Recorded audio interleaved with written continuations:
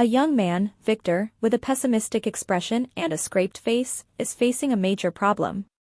He is known as the Baskerville family's Hound.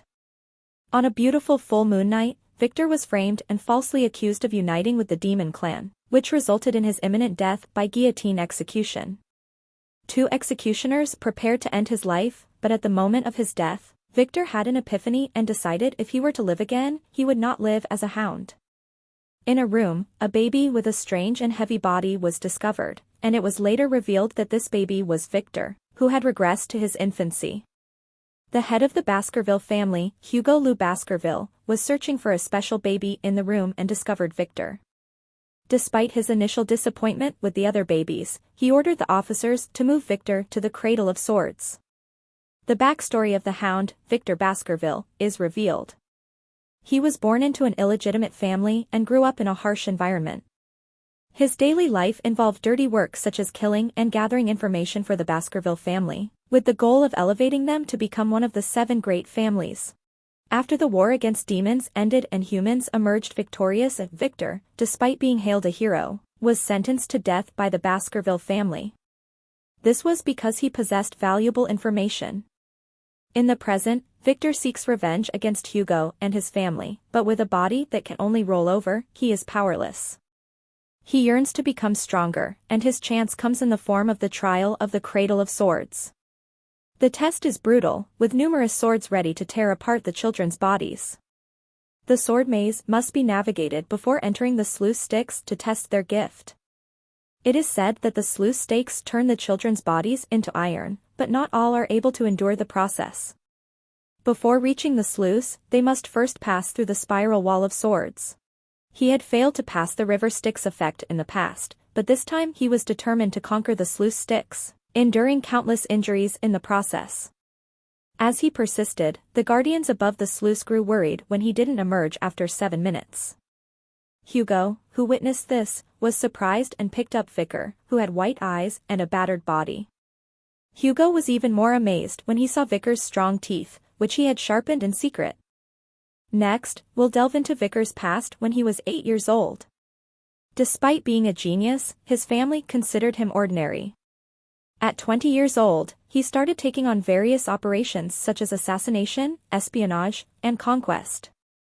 By 29, he had reached his limit of knowledge about swords and those with direct birth. He survived the period of destruction at age 35 and mowed down all the monsters in his path. However, at 40, his life came to an end as he was executed by Hugo, and the Baskerville family disappeared from history.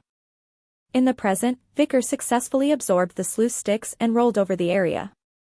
Soon after, the treasure was revealed to him. Though he felt strange receiving a gift, the treasure contained 2 deadly snakes called Bloody Mamba.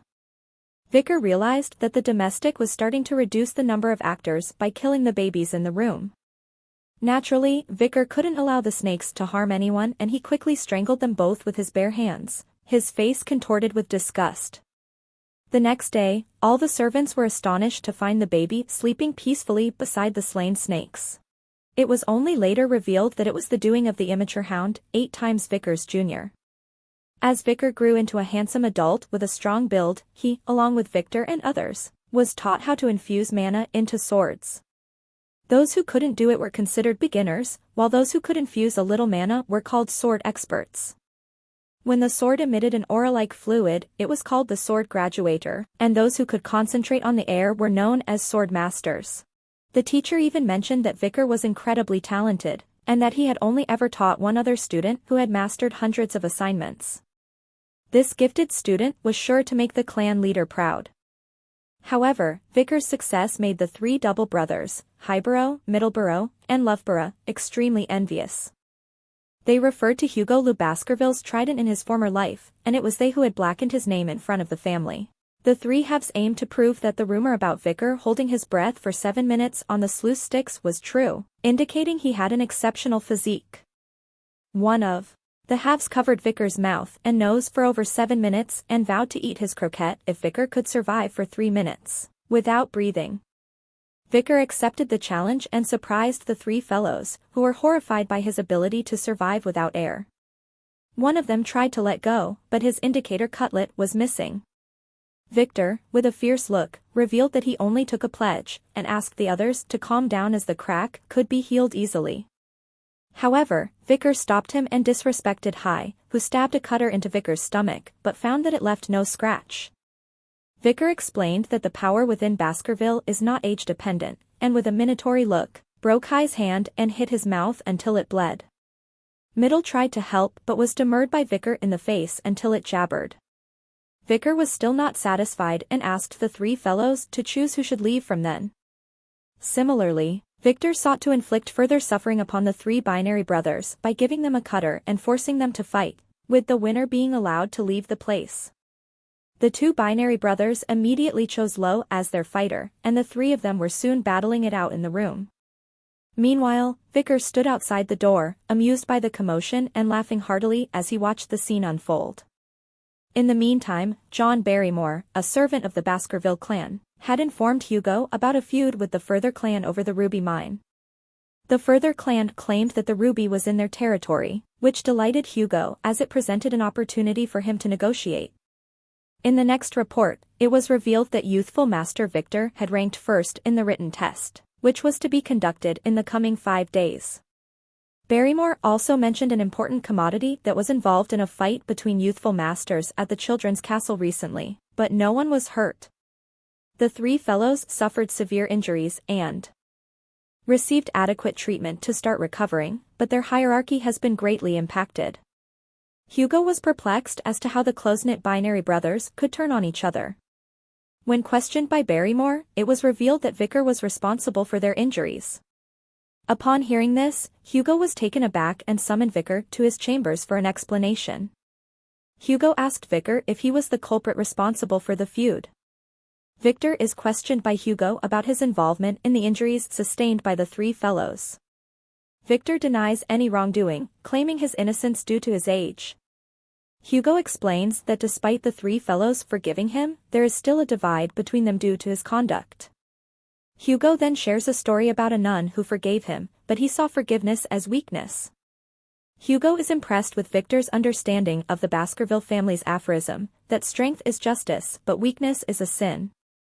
Hugo then requests to be taken to the food room, but only if Victor brings him a modest amount of food and shares it with him. Victor agrees and asks Barrymore to find some raw chocolate. Barrymore is surprised but complies with Victor's request. It is believed that Vicar is a genius because he can produce 100 liters of chocolate from a single cocoa bean. However, he refuses to cultivate this seed as he plans to use it during the practice test in 5 days. On that day, an unexpected incident occurs in the Baskerville clan. The clan is renowned for their toughness, and they are even nicknamed the Berserker clan. All children in the clan undergo a rigorous education program that includes climbing a mountain to build their stamina, and they are not allowed to rest until the specified time.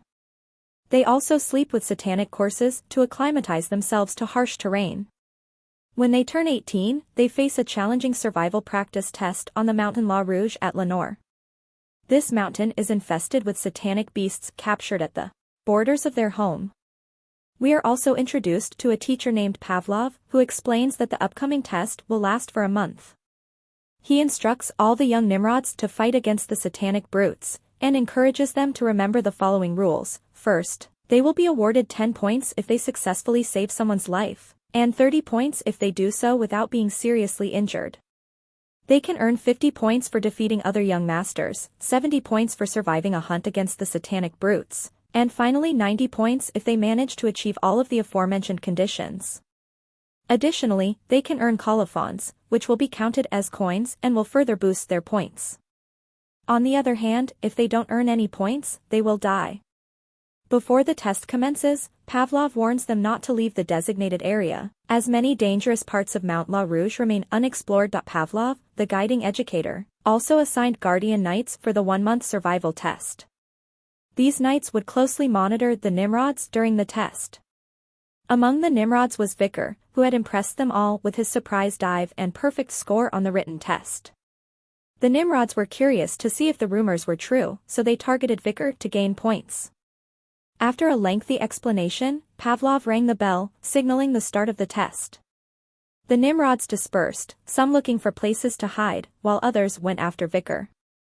Meanwhile, a guardian knight named Companion K9 observed Vicar's movements closely, as he headed towards an unexplored area. The Companion K9 stayed there for hours, but Vicar had planned it that way, so the Companion K9 wouldn't catch on to him. After the Companion K9 left, Vicar continued stalking in the unexplored area for several peaceful days. Now, he's on the hunt for a sinister star and he can smell it.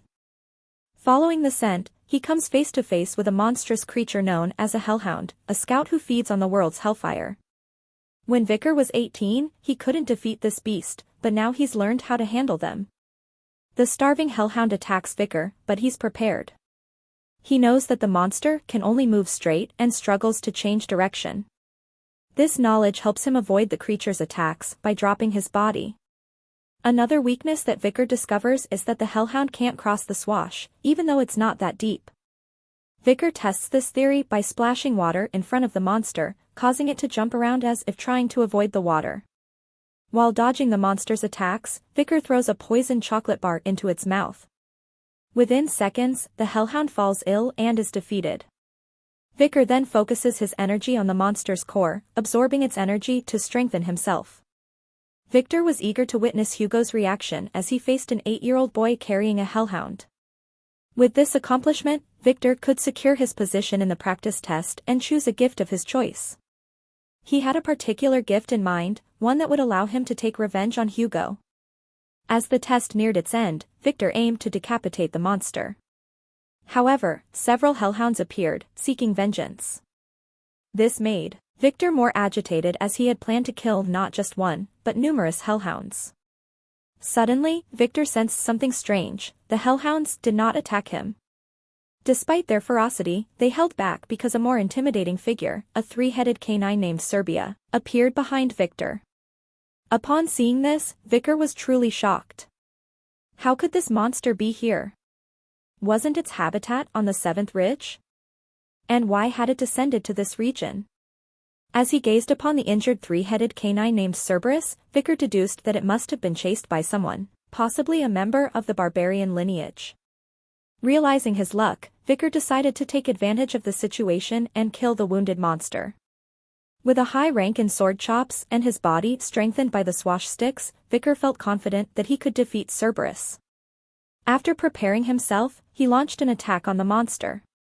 Upon successfully landing the first blow, Vicar became even more determined to defeat Cerberus. However, in the midst of the next attack, Vicar's sword was destroyed and Cerberus used its claws to counterattack. As a result, Vicar was thrown and seriously injured. Thanks for watching. If you like the video, subscribe, leave a like and comment below.